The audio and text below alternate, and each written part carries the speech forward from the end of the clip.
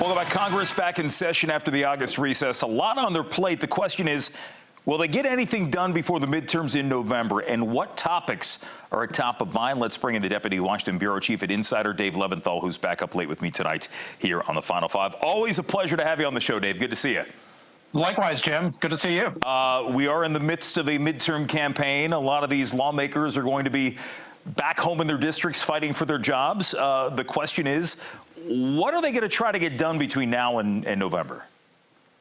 Yeah, well, they actually have to come back to Washington and do that legislating thing that sometimes seems to get in the way of trying to run for re-election and win their seats back. But they have a slate of different issues that they are going to address. Most immediate is funding the government, okay? It seems like every few months we run out of money here in Washington, D.C., and Congress has to fund the government. Well, that's going to come up again at the end of September. So they've got to figure out a way, Democrats and Republicans, to make this work, make it happen. Democrats would like to put some of Joe Biden's agenda priorities and kind of lard the bill up with that. So expect that to be a pain point with Republicans, who are not going to be too interested in doing that. It sounds like one of the issues that might be brought up, and this was discussed earlier this week with the likes of Susan Collins and Tammy Baldwin, both senators bringing this up, is the idea of codifying same-sex marriage. And this was something that there was talk about doing this over the summer.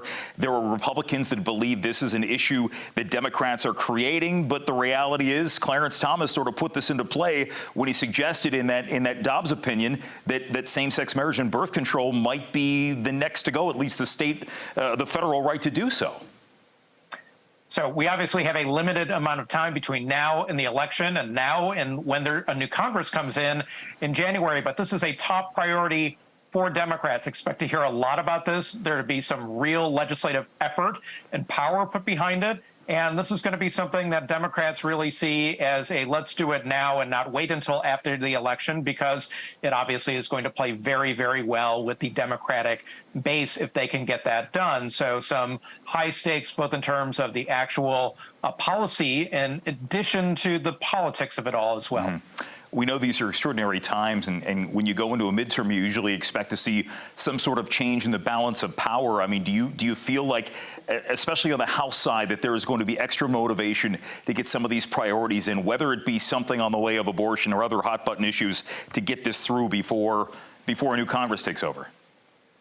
Oh, sure. Democrats know they're in a jam on the House side. The picture's looking a little bit better on the Senate side for Democrats, but Republicans kind of have all the cards right now. The numbers are cutting their way. The polls, in many cases, are cutting their way, too. And Republicans are going to have to win almost all of those toss-up seats.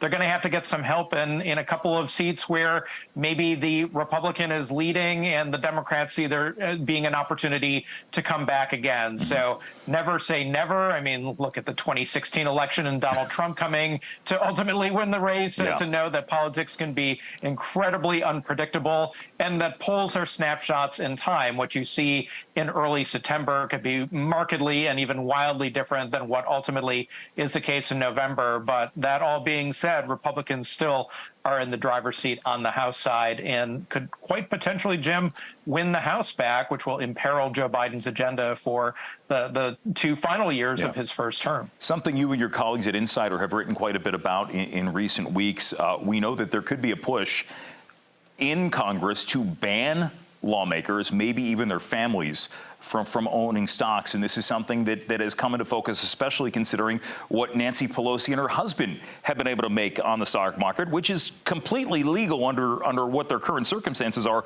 Is there going to be a push to put this ban into place soon?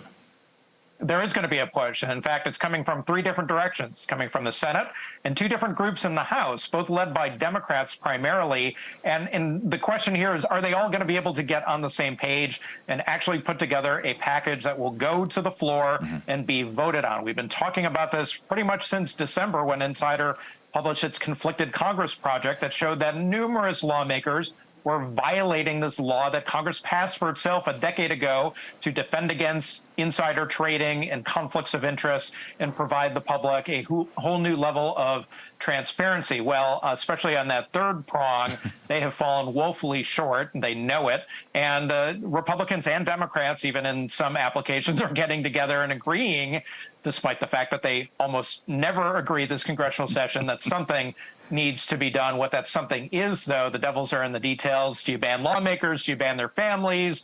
Do you extend it to justices of the Supreme Court? These are all the types of things that are being discussed at this moment right now as Congress comes back. Yeah, and it seems like you mentioned that reporting in that project, the Conflicted Congress project, where you don't really have, there is not necessarily a strong partisan bent. It seems like something that it is another thing that they're in agreement with is that this is something where there are loopholes, where there are ways to take advantage of this system. If you're looking for a truly bipartisan phenomenon in Washington, D.C., Jim, you have found it in this issue because Democrats and Republicans, some of them, they don't trade stocks at all, and others are trading stocks hither and yon. And Nancy Pelosi really kind of found herself in a squeeze because her husband is one of the most active stock traders of any congressional spouses out there, even if Nancy Pelosi herself doesn't trade stocks.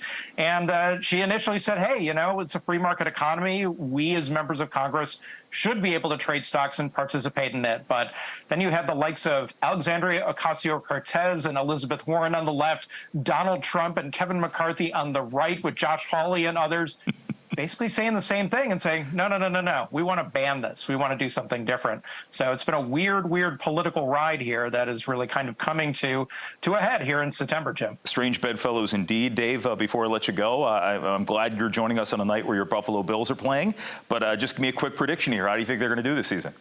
I mean, Bills by a billion, right? I mean, we're going to the Super Bowl. It's just as simple as that, Jim. Dave Levinthal, always good to see you, my friend. Thanks for joining us. Hey, thanks for having me. And the Final Five is back after this.